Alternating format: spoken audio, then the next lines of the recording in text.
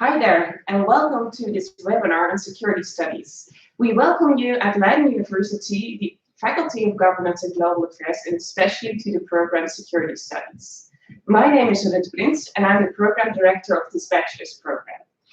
We organized this webinar to give you a feel for the study Security Studies, and we are super happy to find out that at least 36 people applied to participate in this webinar, representing over 30 different countries today. We have a particular program in mind, and let me just briefly talk you through it. We're going to start with a mini lecture. I'll provide you a snapshot of what the very first lecture in this program looks like. After that, I'll also talk a little bit about the characteristics of this program, because we can imagine that this is part of your process of selecting a program to study next year or maybe a little bit later. And these characteristics of a program are really important that can help you make an informed decision. When I'm done talking, I'm going to introduce you to two of our students, Nana and Francesca, and they will talk to you about our student life and our international community here in The Hague. After that, we will be available for questions and answers, and also a study advisor, a student advisor, and a tutor will join our team and explain what the program is all about. Now, let me first of all start with a mini lecture. We are here at university, and what we do lots and lots of times throughout the week is organizing plenary lectures. In such a lecture, usually an academic, sometimes me, sometimes one of my colleagues, talks to you and tries to transfer lots of knowledge and information on, in our case, security and safety issues. What I'm going to do is I'm going to provide you a snapshot of an actual lecture in security studies. And I'm going to explain to you what security and safety are all about, and also why these topics, these challenges matter so much in the 21st century. We cannot talk about security and safety without defining our object of study. What we do here for 3 years in a row is exploring what safety and security dynamics and challenges are all about. So let me first of all define our object of study, security and safety. Well, in the Dutch language, for example, there's only one word, veiligheid. In German, there's also one word, Sicherheit. I'm being told that in Italian, there's also one word describing safety and security. But if you talk about safety and security in English, you use two words. And these two words have a very similar but also different meaning. And it's really important to be aware of that when you study security studies. First of all, what security and safety have in common is that they are both about harm to human beings. So we only qualify real-life challenges in terms of safety and security when there's harm to people involved. And this harm can have various forms and can happen in various ways. You can, for example, become a victim of a robbery. People can steal your possessions. You can, for example, become a victim of a hacking incident, and so on and so forth. People can come to harm in many, many ways. And we make a distinction between security and safety challenges, on the other hand, by looking at the causation of the harm. So what has caused harm to human beings? In case one human being intentionally harms another human being, a thief, an act of violence, an act of stealing, then we're talking about security issues. So in case of intentional behavior, harming someone else, we talk about security. Safety issues, on the other hand, are also about harm to human beings, but this harm is being instigated by non-intentional behavior. So in the category of safety challenges, we locate technical errors, extreme weather events, and bad luck, for example. So just to give you an example, a very brutal example, me getting hit by lightning would definitely fall in the category of safety challenges, because it's a non-intentional event. So let me, for now, help you remember the differences and similarities between safety and security by doing a little exercise. What I'm about to do is I'm going to show you two pictures, one first, then a second picture, and describe a particular situation. And I want you, while looking at the picture and listening to me, to make up your mind and decide whether I'm talking about a security or a safety threat. So take a moment to prepare yourself, and I'll show you the first picture. What you see here is a picture of an urban area. with lots of houses being damaged because of an earthquake. Such an incident can be labeled in terms of safety and security. And I'm asking you to reflect now and think whether you should label this as a security or a safety incident using the definitions I just explained. Now, it's really important to explain to you that this is definitely a real-life example of a safety case, a safety issue. The harm to human beings, to their homes, and maybe even to their bodies has occurred because of an extreme weather event, an earthquake. That is a non-intentional cause of harm to human beings. That is why we would label this here in The Hague in the program Security Studies as a safety incident. I'm about to show you a next picture. This is a picture related to a terrorist attack a couple of years ago in Paris, and you see a couple of victims paying a tribute to, a couple of survivors paying a tribute to victims. I'm going to ask you the same question. Would you call a terrorist harming humans a security or a safety matter? Think about it, again, using the definitions I just explained. The correct answer would be, this is a security matter, because we, as researchers in the field of security and safety challenges, we usually conclude that terrorists have an intentional action in harming human beings. So they deliberately harm others, which makes this a clear case of a security challenge. Okay. Now, I hope you kind of have a feel of how we deal with security and safety issues and how we label and define those. A second thing I want to discuss with you is the fact that safety and security challenges rank very high on our agendas. Just think about yourself. If you would think about what bothers you the most, if you watch the 8 o'clock news, what types of issues do you see? Or what kind of harms or threats or dangers can you think of? In large studies, in international studies, you see popping up that people always mention security-related issues such as crime, terrorism, corruption, and so on and so forth. So individuals like you and me, we worry about our security in the 21st century. But we are not the only ones. Also, big companies and businesses really invest in their security, both physical as well as online. And also, if you look at the agendas and the policies and the interventions done by governments, they spend lots of time and lots of effort, lots of energy, and certainly lots of money in securing their countries and their societies. So we can conclude that security is a defining topic in the 21st century. And one of the questions we ask here in The Hague in the Security Studies program is why? Why do we bother so much about security and safety challenges? And we look into a wide variety of fields and academic disciplines to find an answer to the question why security and safety challenges matter so much and bother us so much. I'm going to talk you through 3 potential explanations just to give you a feel of how we go about answering such a question. Why do we bother about security and safety so much these days? A very first answer could be because security and safety are fundamental basic human needs. We dive into the field of psychology and borrow insights and methods to help us explain what matters to people and what drives their behavior. And one of the insights we use is the pyramid produced by Maslow, who is an American psychologist who did his academic work in the 20th century. And the question he asked is what drives people's behavior? Why do people do certain things and why do they neglect to do other things? And he came up with this pyramid of human needs, with the drivers of human behavior.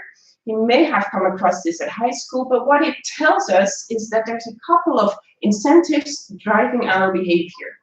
And at the very bottom, the very basic things driving our behavior are psychosociological needs. This is just the needs we need to stay alive. So think about breathing, having food and sleep, and having a functioning body, for example. The second layer of basic needs driving human behavior is safety and security already. Then we go up on the ladder, and then once we've covered our very basic needs, We can have some sort of love and belonging in our life, some self-esteem, and we can eventually reach the best version of ourselves and get into the stage of self-actualization.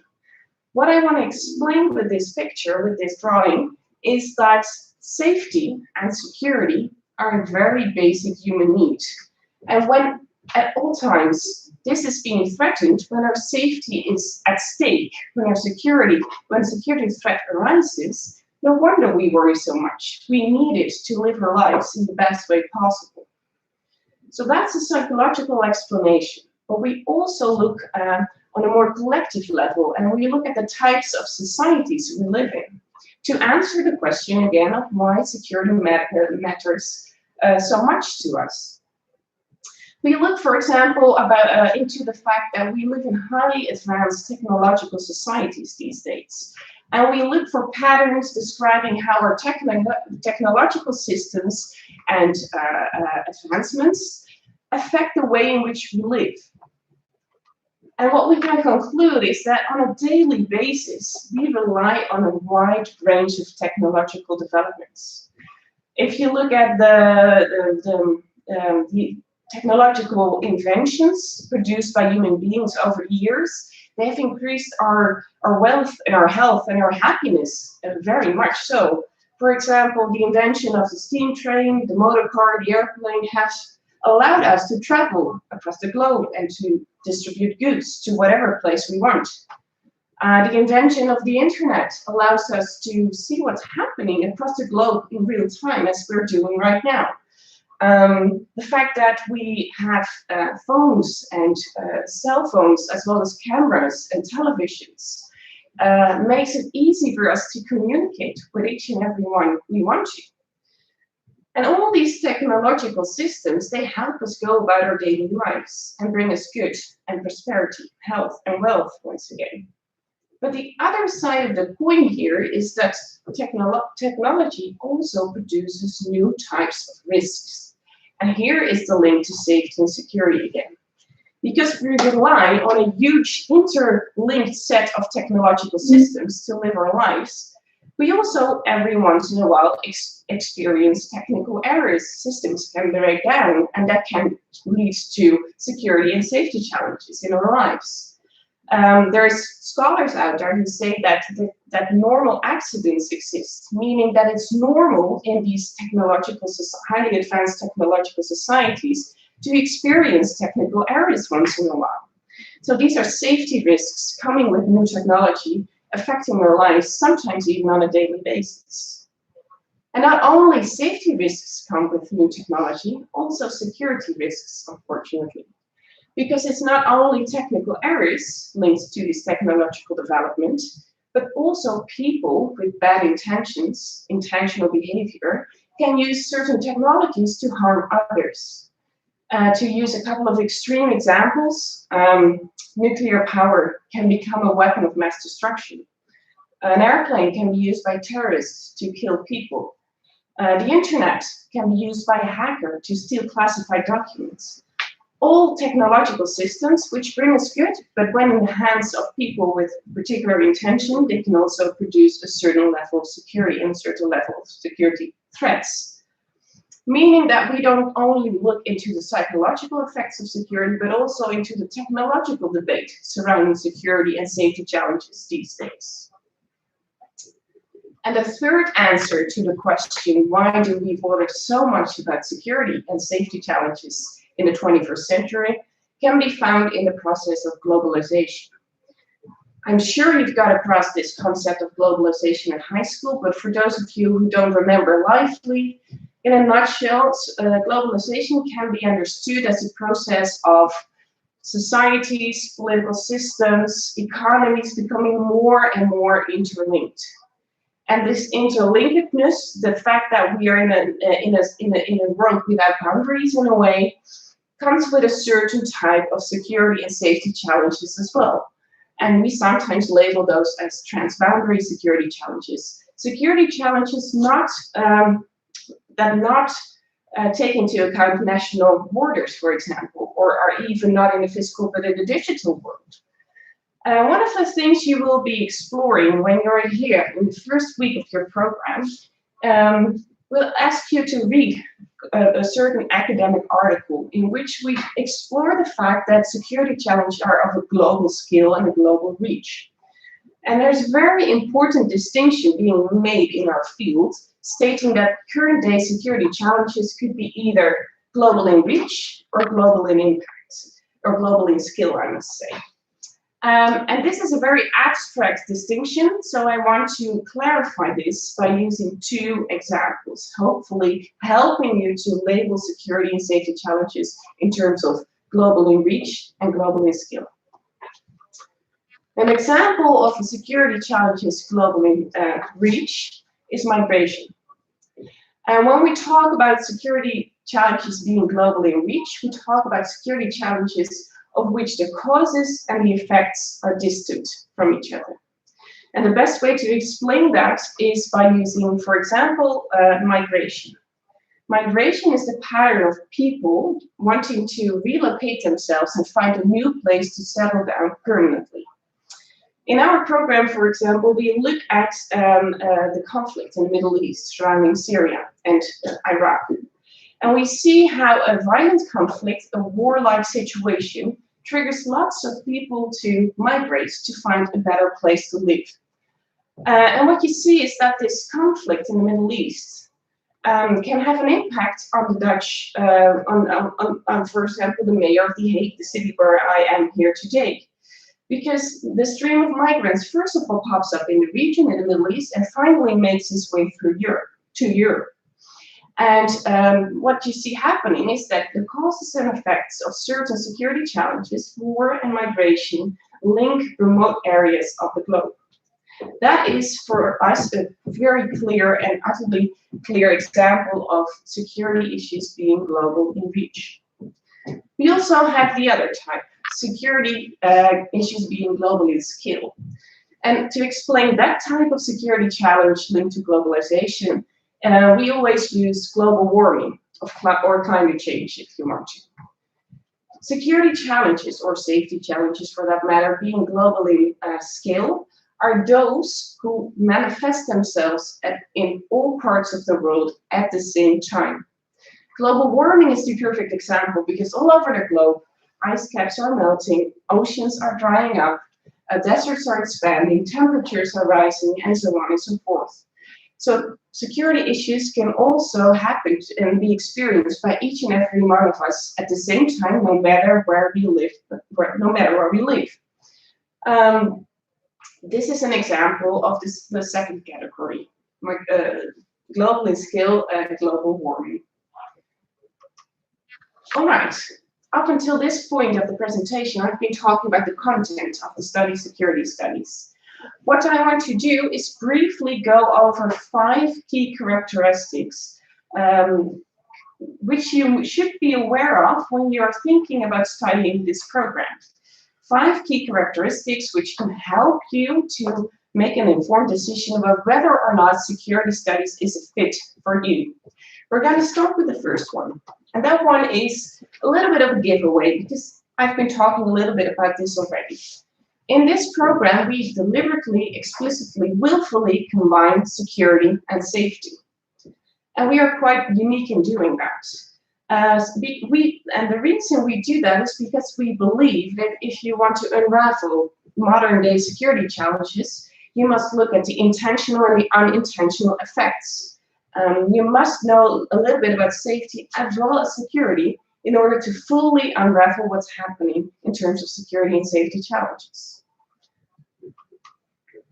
The second key characteristic of the security studies program here in Leiden is that it is an interdisciplinary program. And interdisciplinary means it's a very academic, maybe even complicated term, but what it means is that we use various lenses and perspectives to study security and safety. What we mean by that is that we borrow insights and methods from a wide variety of academic disciplines. We borrow insight from law, from economics, from engineering, from computer science, from public administration, psychology, sociology, and so on and so forth. We borrow insights from a very wide variety of academic fields to really understand security and safety from each possible angle. This has an implication for you. If you like to specialize and know everything about the law or everything about psychology, this program may not be a fit for you.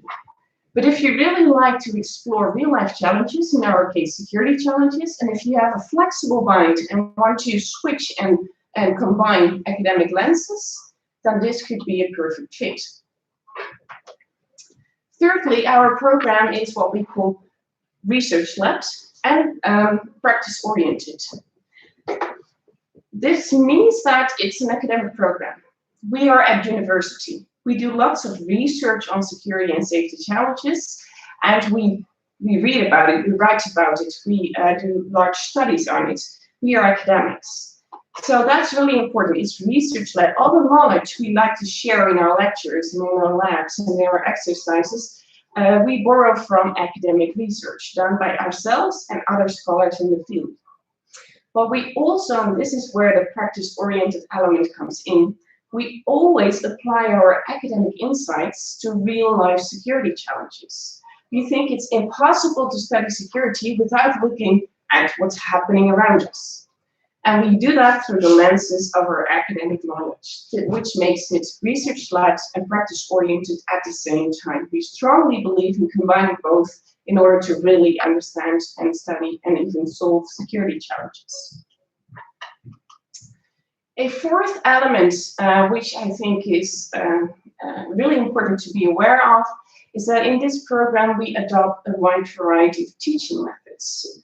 Meaning that, yes, what we do right now, someone talking to a group of people, is happening. We have classical lectures every week. But we also have small skills lab sessions in which groups of maximum 15 students engage in active teaching methods to understand the course content and to train a set of professional and academic skills. So each week you'll be diving into a particular topic and training your skills together with our tutors in the skills labs. And then they deploy active teaching methods. They do serious gaming, they do debating, presentation, field trips, and so on and so forth. And finally, the fifth characteristic of this program is that it's English taught and that we aim for an international classroom. This means that all of the material, all of the study material, all of the lectures, all of the lab sessions, all of the exams, all of our communication is in English. And which is something you need to bear in mind. And because you have to have a sufficient control of the English language in order to successfully participate here in the program and to actually communicate with us and with your students and to keep up with the study materials. And we have an international classroom, meaning that we have people from a wide variety of countries, and we really value the fact that we look at security from an international perspective. The thing I want to talk about lastly in my part of this webinar is what can one do after this bachelor? I mean, 3 years in a program is a long time, but what does it lead to? And what are your options after getting your degree here? First of all, what we highly recommend is to do a master program after this bachelor. If you at least want to enter the Dutch labor market, you really need a master program. And luckily, we have one. We have a master program. It's titled Master of Crisis and Security Management here at Leiden University, to which you are directly admissible after this program. But Leiden University and all the other universities in the Netherlands and Europe also offer other programs, which may be a nice journey after this one. Finally, what type of job will you hopefully get after this program?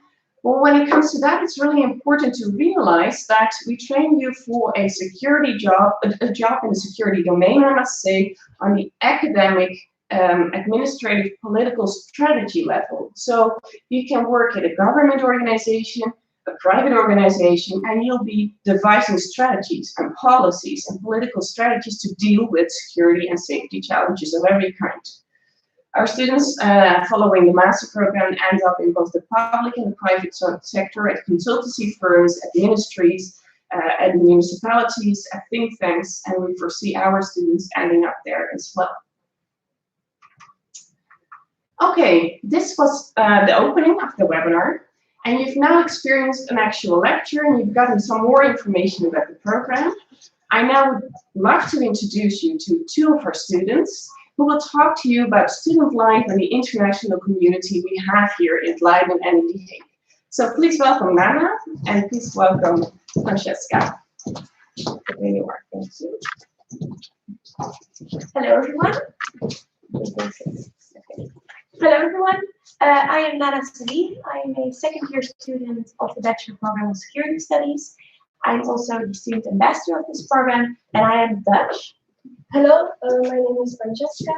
I also follow the Security Studies program, and I'm Italian. So we will tell you a little bit more about the student life, what you can expect when you start this program, just things you would need to know if you're going to move to The Hague. So first of all, our campus. So where we are right now is Wijnhaven, the Wijnhaven building, which is the newest building of Leiden University. It is in The Hague. Most of the university is actually in Leiden, which is another city 10 minutes away from here. It's by train 10 minutes. But our campus is here in The Hague, which is really close to Central Station, so really central to a lot of cities around The Hague. And this is what our campus looks like. We have all the newest facilities, technologies you might need for studying our program.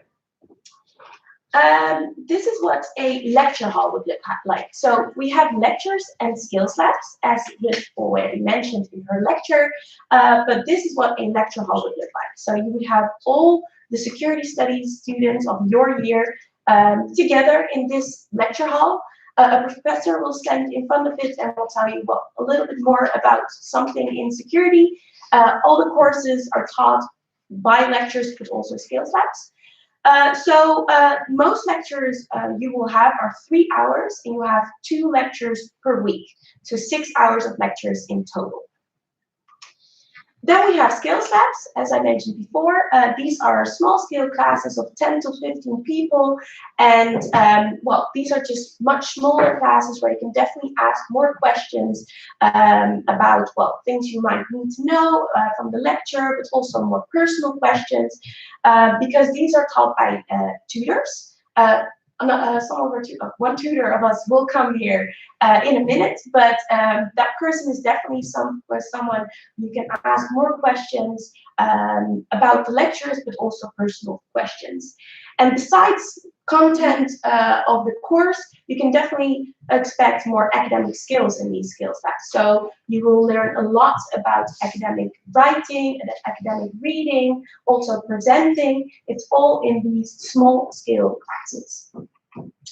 So The Hague, as I mentioned before, our university is actually in Leiden, but our campus is here in The Hague, in the middle of the city center, with all ministries and international organizations around us. The Hague is the international city of peace and justice, so we have a lot of international organizations such as the International Criminal Court, but also the Peace Palace. We have Europol. So definitely a lot of international organizations, which also give a lot of guest lectures in our program. Besides this, we also have the ministries actually surrounding our campus. So you can definitely expect field trips to these ministries, but also a lot of guest lectures from people who work there, who can actually tell you more about how you work in a security domain. But The Hague also has a great student life, I would say. It's definitely different than Leiden, which is more of a Dutch student city. The Hague is much more international. We have really an increasing amount of international students, and you can definitely see that as well in the international associations we have. So we have, for example, the Study Association of Security Studies, but there are also many international student associations which help you integrate in the Dutch culture, but also know or get to know people from other cultures. So lastly, I would like to tell you a little bit more about my experiences so far. So I'm a second-year student right now, and I finished my first year. And I was actually the first year who started this program. So I was this program was completely new, and we together were part of the newest class, the new class of security studies.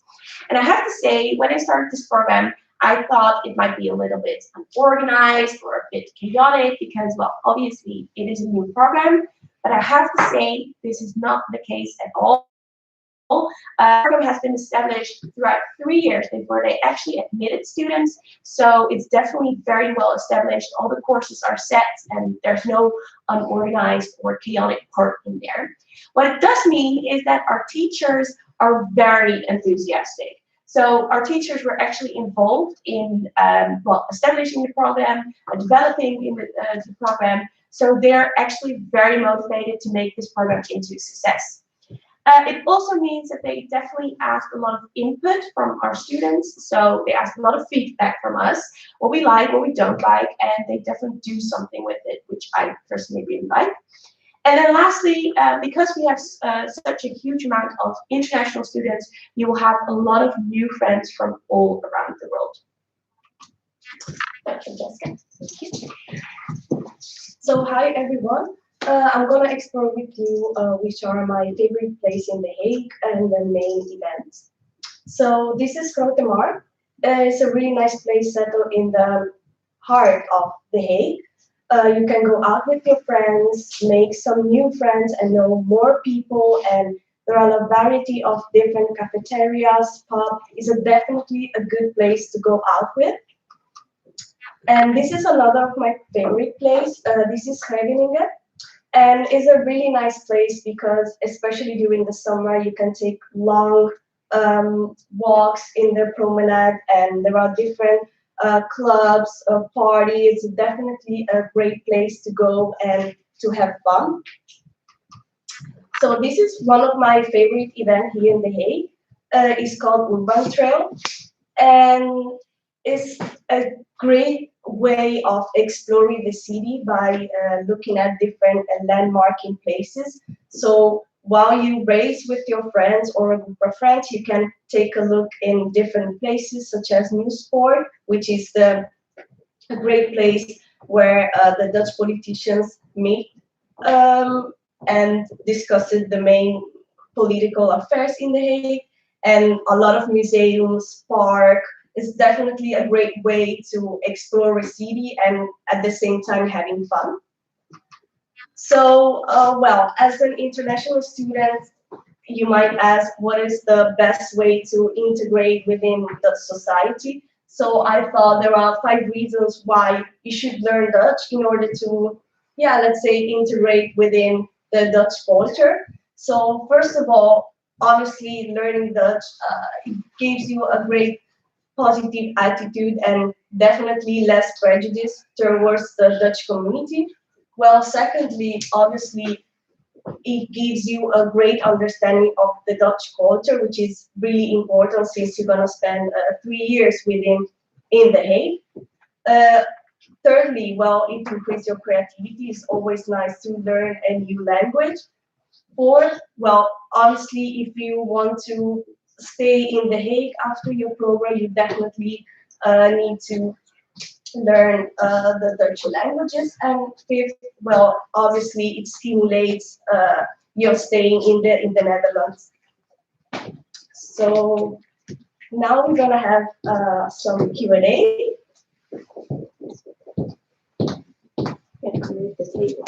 Yes, so now you've met 2 of our students and they shared their experiences about studying security studies and living in The Hague, in the international community we have over here.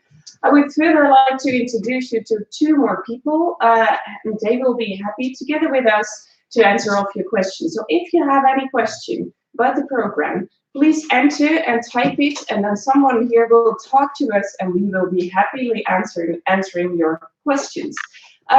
First of all, I would like to welcome Willem. He's one of our tutors. And I would like to welcome Stefan, who knows everything about living here and applying at Leiden University and enrolling in a particular program, as well as ours. Hi everyone. Yeah, my name is Willem Verdastonk. I'm one of the tutors here at Leiden University. As Nana and Francesca were already mentioning, I give lectures in one of the skills labs, or in lots of skills labs, and basically, well, interact with all the students, and basically, yeah, help them go more deeper into the content, and yeah, helping them out with any question you might have. We're already having a quick look at all the questions you guys are asking, so we'll answer them in a bit. First of all, I'd also like to introduce Stefan of the. Stefan, go for it. Hi, good afternoon or good day, depending on wherever you are. I'm employed at Student Affairs. I can inform you about admission process, the administration issues during your studies. I can tell you about housing, the information about housing, the fees, application fees, tuition fees, basically everything that has to do with administration for during your studies and before your studies, and maybe even after. So let's have a look at a couple of your questions. I've been notified that we already have a couple. Please continue typing, so we're here to help you out and ask us anything. Willem, could you throw in a couple of questions and we can help? Yeah, of course. Some of the questions that already came forward, well, I'll start with the first one. One of the first questions we came along with was, I would like to know the registration deadline and the registration fees for this program. Would you like to answer that? Yeah, I can tell you something about it, maybe. Yes, Michael. Yeah. So, well, we have several deadlines. First of all, we have to apply for the program, of course. So the initial application in StudyLink, which is the portal where you start, well, the deadline for that to be able to also complete the application, compulsory matching module is the 1st of May. You can also, of course, apply before that, but the application deadline for the compulsory matching is 1st of May. Then there is also, if you're non-Dutch, an application deadline for the admission itself. And then you can do after the 1st of May, which is the 15th of June. If you need a visa or a residence permit or housing, then the deadline is the 1st of April. In any case, in StudyLink, apply before the 1st of May to join the compulsory matching module. That's the most important deadline for now. Afterwards, you can still apply for admission, for housing, for your residence permit or your visa. And in fees, we also have fees for applying, not for the initial application StudyLink, but if you want to apply for admission, if you're non-Dutch or have a non-VW pre-university level diploma, the application fee in general is 100 euros. The application fee for housing is 350 euros. And the application fee for your visa or residence permit is 192 euros. Hopefully that answers this question. Yeah, no, perfect. Yeah, I was receiving a lot of questions coming. That is awesome in every regard. Okay, so just to ground a few quick questions. How many students are in the class? Oh, sorry, how many class are in the class of security studies in general? I'm assuming you mean the entire program. In the second year program now, we have around, I believe, 120 students who signed up, and in the second year we began with 212. 212. So we do have an increased number of students, which is always great for us. And we also look forward to more students, of course. So that's why you guys are here. The next question we have is, can you tell us a bit about the subject of the lectures, guest speakers, etc.? I'm actually going to direct this to you two. What kind of guest lectures have you guys seen so far? What courses are you currently taking? Well, currently we have courses in terrorism and counterterrorism and law and security. I would say in this course we haven't had much guest lectures, but the course before this we definitely had a lot of guest lectures. So that course was about vital interests. So what interests are we talking about, for example, with the states? What interests do they have, but also other organizations? And what we had is every week we talked about a different security topic. So we talked about cybersecurity, about war, about the financial crisis. And every week we had one lecture from our professor, so the person who is doing every lecture every week. But we also had a guest lecture from someone who was actually working in the field. So we had someone from the European Parliament. We had, I believe, someone from the national parliament who was talking about the financial crisis. So definitely people who tell you more about how it is to actually do something with the knowledge you are learning in the lectures from your professor. So I actually really enjoy those guest lectures because you definitely apply the knowledge rather than just a very theoretical part. Yeah, no, perfect. No, exactly. Yeah, and yeah, we invite a lot of guest lecturers, and because as Ruth already mentioned during our presentation, we do want to also bring a lot of practical experience from security studies, and therefore bring in more actual practical practitioners in. We give students more insights into also how the practical security world works. So we also have a question: the usual policy for Leiden University prior to May 1st and afterwards €2,000 annually for the first registered bachelor. I also assume you want to know more about people outside the EU applying for studies. We looked it up right now. So Stefan, could you give some more info about that? Sure. Well, tuition fees is always, of course, very important. We usually have two versions of the tuition fees, like EEA students, people within the EEA zone, usually EU students, I call it that, will pay the lower statutory fee, which is around €2,083 next academic year.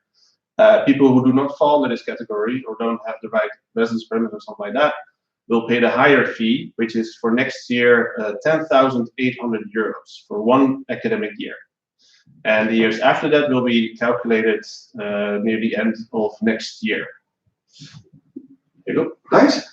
All right. Next question: is studying abroad possible during study?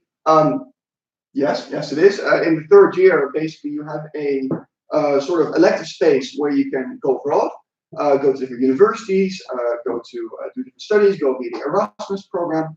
At the same time, if you don't want to actually go abroad, you can also do internships. You can do a minor. You can do choose electives, etc. So you basically in your third year have a whole semester to choose what you want to do. The next question is: if you have an association degree, where will I start? Year one, in year one, or in the second year? Stefan, go for it. So association degree is basically not really a bachelor's, but it's seen here in the Netherlands as a 2 years course before you actually get your bachelor's. So that means you have to apply through admissions, and they have to evaluate your documents. So it's unfortunately not sure yet what will happen when you apply. Usually we see it as a first year's of higher education in applied sciences. So that means first year HBO, HBO level. It's a bit complicated, but in any case, you have to apply through admissions to get your previous education checked, especially with associate degree. So. Cool. So let's have a look here. All right, short question then. Do you live in Leiden or The Hague? I'm not sure which one's direct that to. Students should answer that. Yeah, I'm going on students on this one. Go for it. Well, I live in The Hague. The Hague is an amazing city. As I said before, there are many events, many parties. You can go out with your friends. Yeah, it's definitely a great place, especially for international students, because as Lana said before in her presentation, The Hague is more international, so you get the chance to meet different people from all around the world. So yeah, definitely a great place to be. And I live in Leiden, which is the other city 10 minutes away from The Hague. I would definitely say that if you're not a Dutch student, I would recommend living in The Hague, because The Hague is much more of an international city. However, if you're Dutch, as I am, Leiden is a really great city. It's much more of a student city, so it's pretty much everywhere you go, you see students. They have a lot of student clubs and student drinking bars, things like that. Just bars, no drinking. And yeah, it's also a really great city. But I would definitely recommend, if you're coming here, to just see whatever city you would like. But as an international student, I would recommend living in The Hague. Yeah. So you now have 2 cities to choose from. You can of course also go with other cities. But yes, it's the battle of the cities where to live. And on that subject, by what time should someone submit their housing application? Stefan? Yeah, that's we have an official deadline, and that's the 1st of June. The 1st of June is the official deadline for this. However, seeing as it's very competitive, I can advise you to basically pay the housing fee earlier than that, as soon as possible. Transfer the housing fee as soon as you can, as soon as you know that you actually want to apply for housing. So yeah, the 1st of June, usually when you pay the housing fee or apply on that date, it's already too late. It's that competitive. The official deadline is the 1st of June, but if you can apply way earlier to be sure of housing in The Hague or Leiden. And on the subject of housing, the cities and stuff like that, I'm quickly going to skip to the very bottom of one question. Is The Hague the same as Den Haag? Yes, it is. Den Haag is the Dutch word, The Hague is the English word for it.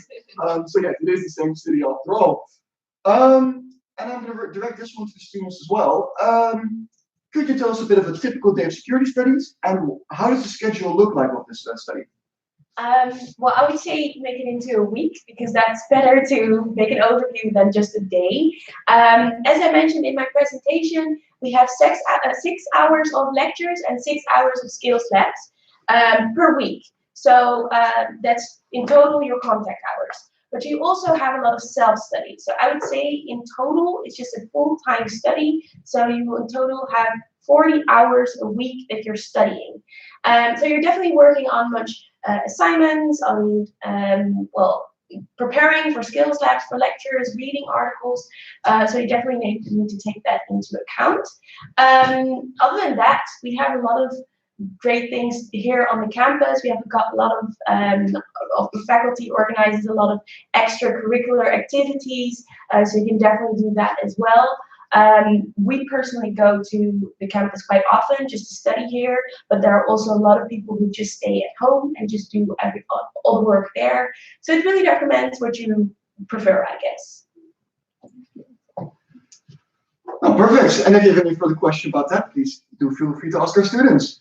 The next question came up is, what type of internships are common for security studies students? Well, at this point, there are a lot of opportunities available, and we do see chances for that to go on. I'll give Ruth some more time to respond to that as well.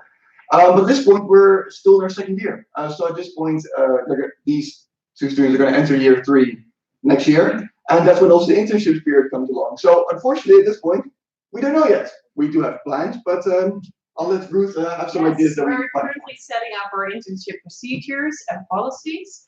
And what it's going to look like is you get to spend 15 credits, which is 10 weeks, at a public or private organization who works on a safety or security related topic. So this can be the police, a ministry, a think tank, actually the kind of organizations you join as a future employee.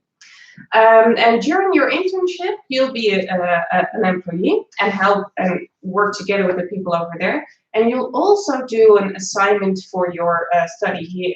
So you do a little bit of a research project while working at a certain organization in the field of security and safety. That's what it's going to look like. We have here at Leiden University, we have a career zone organization who can help you drafting your CV, practicing job interviews, and also helping you find the right internship to go for. Yeah, no, perfect. So internships will be up and coming in that regard. For the next one, do you need a recommendation letter for the application process, a CV, or a personal statement? I think it's a sort of a dual question. Most of the time for bachelors, you don't need a recommendation letter. There's also no selection procedure. There's a numerous fixes, as we call it, no for students.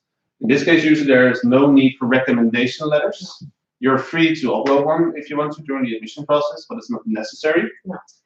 But what this question allows me to explain is that part of the admission procedure for security studies is participating in a mandatory online matching activity.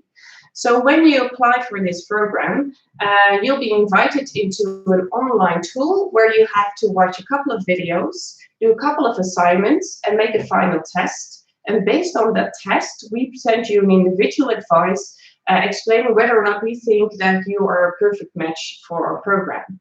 This is a non-binding advice. So even with a negative advice, you are still welcome to study here. But we do urge you to take it into account, because experience teaches us that people with a negative advice usually have more trouble getting their degree on time, or if so at all.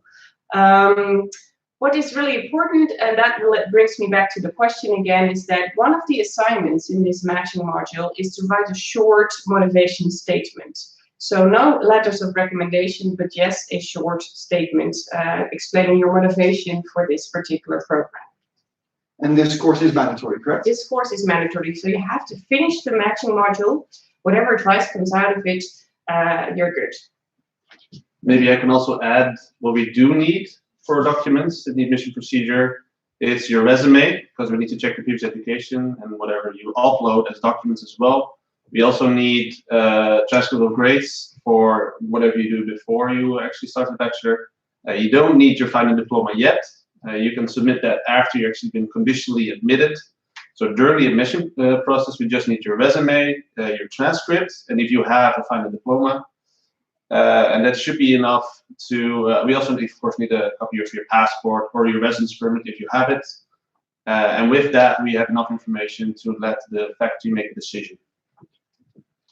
Thank you. And then briefly on that, because there are a few questions coming in about the matching day. Okay.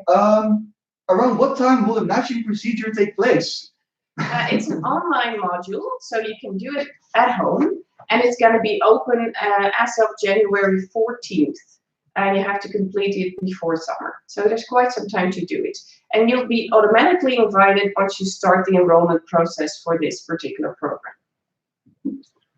Yeah, perfect. I think that was most of the question regarding the matching day. If you have any more, do feel free to ask. Drifting back to the students again. How long are the days? What time do classes start and end? Yes, go for it. Oh, well, it depends. In our first year, I remember, well, most of the time it's just 3 hours, but you have a break in the meantime. You have to break. So most of the time it starts at 9 and it finishes at 12, or we have afternoon classes, so from 4 till 7. It really depends, yeah, on which subject. Yeah. What to add more? No, that's perfect. Yeah, and indeed, it also depends from this teaching as well. I mean, usually we have a lecture for 3 hours twice a week, and usually it's skills lab twice a week, also for 3 hours. So around 12 contact hours a week, if you think about it. No. Then moving on a bit, because there's a few people asking what you can do after the bachelor's. One person is wondering what some other study opportunities are after this bachelor degree. So what kind of masters can we do besides the one, besides crisis security management? And well, I'll let you answer that one first, please. As I said, we highly recommend you to participate in a master program after the Bachelor Security Studies. You can be directly admitted to our Master Crisis and Security Management. We offer that at Leiden University at the The Hague location as well. And you also can qualify yourself for a wide variety of other master programs. As we've discussed earlier, in the third year of this program, you can customize your CV a little bit. You can do a certain minor, take a couple of electives, qualifying you for entering another type of master program. And it all depends on what you would like to do, where you want to specialize in. That depends, well, your ambitions kind of determine which courses you then need to insert in this third year element of the program to make yourself eligible for other master programs out there. Just one more thing in addition. For the Crisis and Security Master, you are directly admissible. However, for all other masters, you then have to apply again, like you did for the bachelors, if you're not directly admissible. So yeah. And what about, because there's also one question, what about someone who is an EU student who's already finished one bachelor? Are the fees the same for if they take this bachelor along with it? It's only for Dutch students who already have finished the bachelor's. They have to pay the higher institutional fee.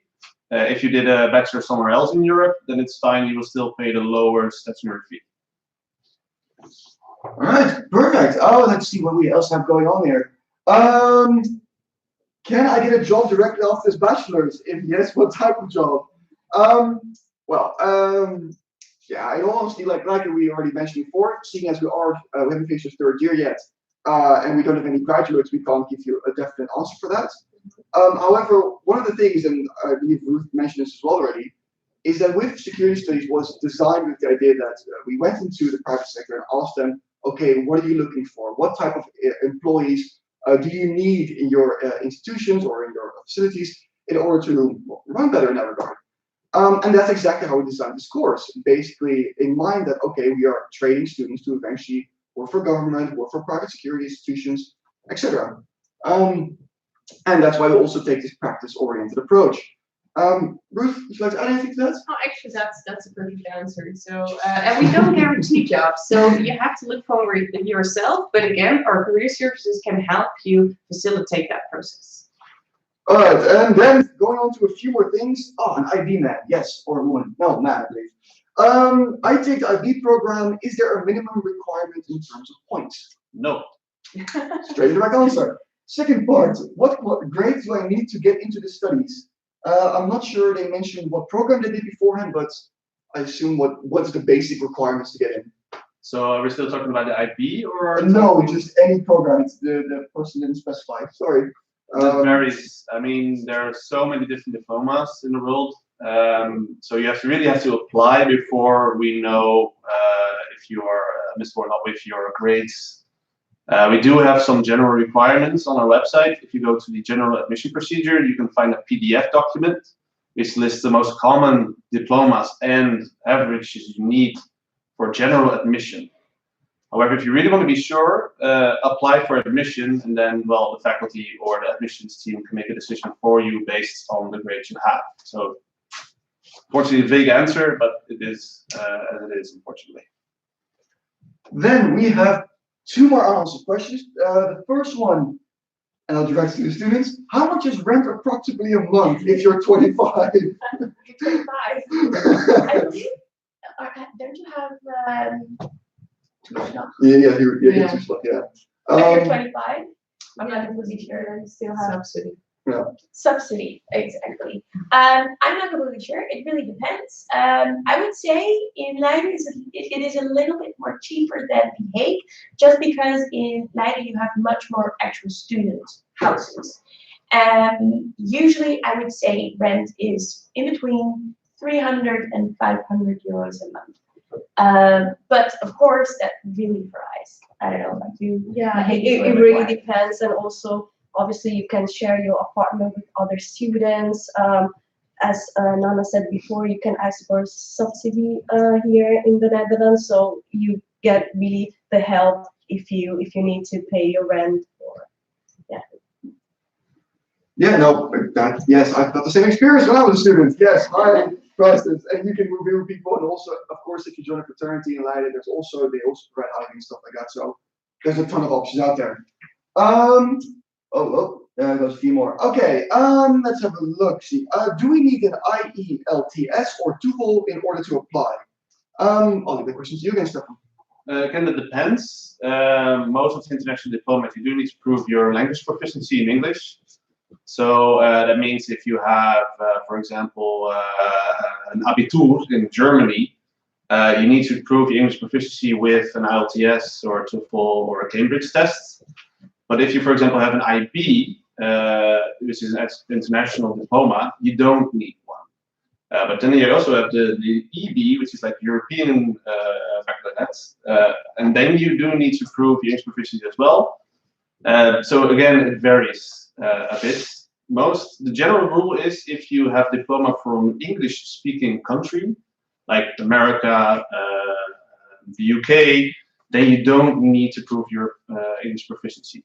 So again, apply and you will know as soon as possible. Then a few more questions that came in. What is the dropout rate of this program? At this point, pretty low actually. It's pretty low. Yeah.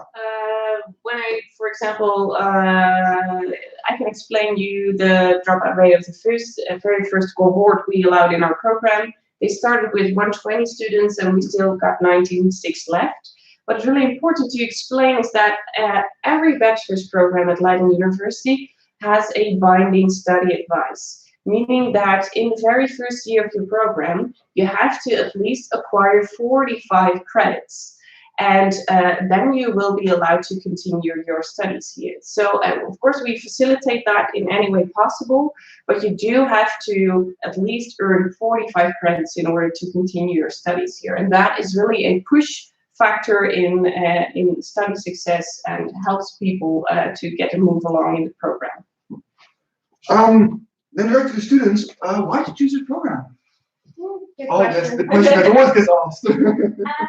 Well, I was actually already very interested in security, and I didn't hear about this program before, and I just thought, well, maybe I should do political science or more international relations, which was also here in The Hague. But then I saw security studies, which is actually completely what I'm interested in. The whole idea that you're actually studying security, which is quite specific, but on the other hand, you're actually you know so much about different disciplines, so that's actually quite broad. That really interested me. So at one hand, yeah, you're very much a specialist. You're kind of a security expert at the end, but on the other hand, you're definitely very broadly orientated, which really, well, I thought was great that you can definitely do something else if you wanted to with your master's. What about you? Oh, well, I had a different experience because, well, before this bachelor, I did another bachelor in my country, in Italy. So I like the fact that, well, this bachelor was an interdisciplinary program, whereas the previous one that I did was multidisciplinary. So I like the fact that within one subject, you can actually get the chance to touch upon different subjects. And yeah, I also like the fact that it was a really new course, and I'm also really interested in safety and security. So yeah, that's the why. Very nice. All right, there's a few more questions about being accepted into the program. One is, do I submit my extended essay, the transcript when I'm in the IB? I think as Stefan already mentioned, if you have an IB diploma, you don't need to submit an English proficiency test. No, not an English test now. No, not an English test, so that is good. Let's have a look. And I believe, what are the fees for students who already finished a Leiden Bachelor, specifically at one at Leiden University this academic year and want to start a second one in the next academic year? Yeah, that's a good one. People who have no pause in between bachelor programs, for example, if you finish your bachelor's this academic year and you start your second one in the next academic year, then you'll pay the lower fees. However, this is not the statutory fee, it's just the institutional fee lowered to the, let's say, wettelijk collegegat, which means like the statutory fee. It's a bit complicated, but you'll pay the same low amount as you do as first year bachelors, like if you do your first bachelor's. If you don't have a break in between, so that's very important. And then one of the final questions we have are, what are the characteristics to be accepted? Are the grades in high school really important? I assume it also kind of depends on what type of high school diploma you have in that regard. We usually look at the type of degree, the type of diploma, and not so much at the GPA. The matching activity, the matching module will really get to help you in deciding whether or not your capabilities and your interests match to our program. It is important, though, that you really check the general admission requirements for high school diplomas. Right. This was it. We spent an hour with you in this webinar, and I hope this really helps you to make an informed choice about our bachelor's program. If you want to learn more, please shoot us an email. We'll help you out. And for now, I want to thank you and hopefully see you in The Hague later on.